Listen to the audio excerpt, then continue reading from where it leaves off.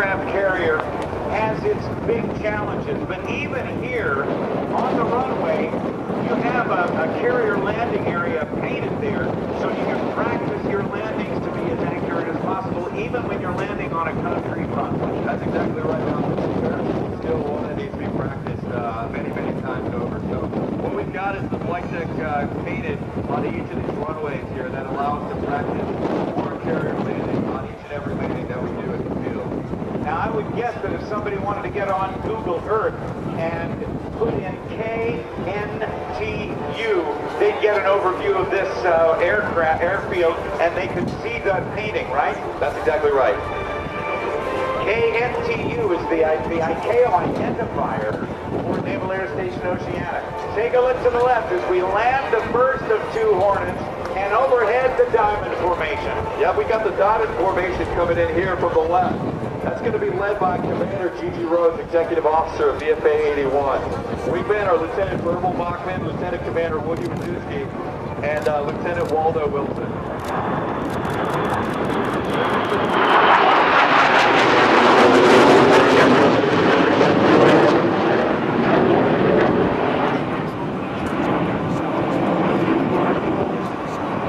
Commander Gigi Rose, break now. And the last one to break is going to be Lieutenant Waldo Wilson from VFA 34.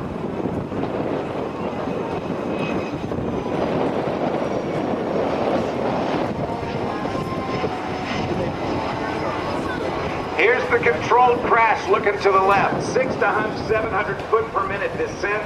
They put it right down. You see, you use the tires fast, don't you? Sure do. As civilian pilots, I'm a private. Oh, here comes the signature. Yep, this is the last FA-18C Hornet from VFA 106, followed by Lieutenant Gasser.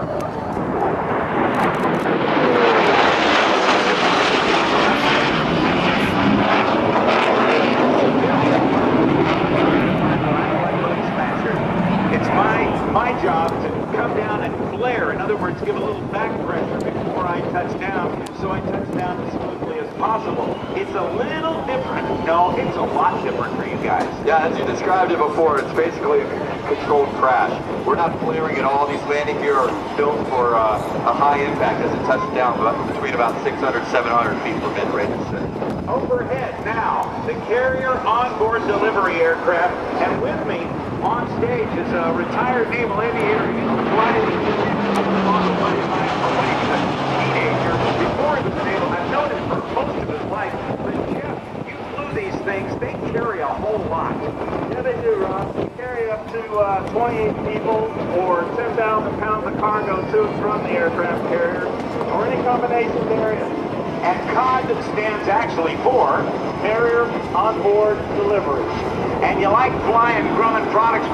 You also flew the Grumman E2C Hawkeye. That's right, Rob. There's a lot of similarities between the airplanes. The new E2 is a little bit newer engine, brand new skins, brand new airplanes. The COD have been around since 1985 or 1987. The airplanes are flying today. So I would imagine that you're telling me that our taxpayer dollars that paid for these airplanes have been well maintained and their service life has been way longer than they expected. This C-2 that's flying today was built sometime around 1985 or 1987, and the original C-2s were long since sent to the boneyard. These have been extended, their service life has been extended at least out to 2020. That's a lot of maintenance, a lot of improvement, and a lot of care by a lot of maintainers. Thank you for the recognition. They deserve it. Thanks, Jeff Loggle. Appreciate it very much. Well, Clark, we're going to get that airplane in. We've got the that center line tank there that we see. Was that the one that we're seeing doing the refueling? That particular one is not, but one of these, I don't know which one is one. It's a special tank, Rob. It's ARS, an aerial refueling store. What it has is a hose and a basket on the end of it that the pilot in the aircraft can deploy and allow another aircraft to join up on it in order to transfer while they're flying. They call that passing gas, right? That's exactly right. Yeah, backup gas. Rather indelicate term, but that's the way they do it. That's right. Now, you can also be refueled from a number of other different airplanes, several different airplanes as well. Yep, there's lots of assets there. Airborne. We've got the Air Force KC-135s and KC-110s, KC-10. We've also got a number of different aircraft from other countries around the world. But the Navy and Marine Corps uses the probe and probe method. Not the Air Force uses the flying boom method, where the aircraft to be refueled flies up in formation underneath, and they have a boomer that actually flies the refueling boom into a port. But you guys have the responsibility of putting that probe into that 3-foot hole in a basket going 200-some miles an hour. Exactly. We call it putting the thing in the thing. It's that simple, but it's actually very difficult. Requires lots of concentration, but it's certainly a necessary skill in order to maintain the current operations overseas. And you have on board those Hornets to do the refueling in case there's a problem getting an airplane on the deck safely. Yep, they've got gases airborne essentially in case the deck goes foul, meaning there's something on the flight deck of the carrier that prevents the landing from taking place, or if there's some sort of emergency with one of the aircraft that's trying to land, it allows them to troubleshoot that emergency while they're airborne, get gas in the meantime, and just prolong the amount of time before they actually try to make a rescue landing.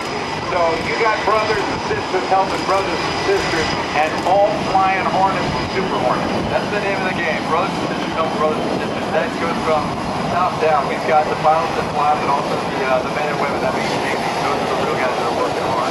We're talking ships that are maybe 1,000 feet long, 5,000 or 6,000 men and women aboard. It is a floating city projecting American air power wherever in the world that you're called to send it. That's right, Rob.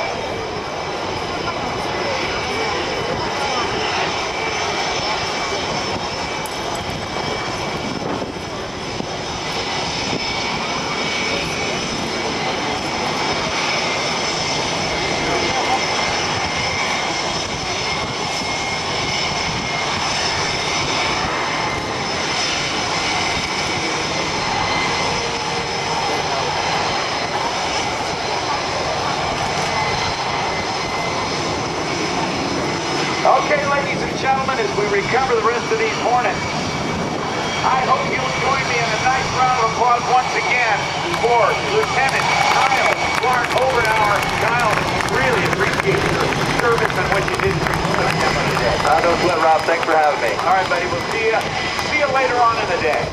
Maybe see you at the club tonight. Sounds good. Or at the beach. All right, very good. Here comes the Legacy Hornet. You notice the different jig with that. As we get ready for the next part of the show, we want to thank some of our great sponsors, including the Bolton Hall Automotive. Come see why Hall Automotive is one of Hampton's most trusted auto dealers. Remember, that number is 800-242-HALL or click hallauto.com. Thanks to USAA, proud to serve you closer to home with the construction of the state-of-the-art financial center, opening mid-November of this year in Hampton Roads. For more information, visit USAA.com/financial center, or just stop by the USAA display here at the show. USAA, we know what it means to serve. Thanks to Pratt & Whitney as they honor the 100th anniversary of Marine Corps Aviation. Pratt & Whitney. Thanks, Pratt & Whitney. Thanks to Southern New Hampshire University, a leading provider of online education for members of the military community with more than 180 degree and certificate programs at both the undergraduate and graduate levels. For more information, visit their booth or go to www.nsu.edu/military. Thanks to Coca-Cola. I love having my Diet Coke up here. Proud sponsor of the FWR, celebrating our military for everything you do. We'll tell you more about those sponsors as the day goes on, as we continue to recover the Fleet Air Power demo aircraft. The Legacy Hornets that you see coming in with the more rounded jet intakes. They have the General Electric F404 turbofan engines, giving them about 36,000 pounds of thrust. And then the Super Hornets come in, and they have the rectangular intakes, and they have the General Electric F414 engine.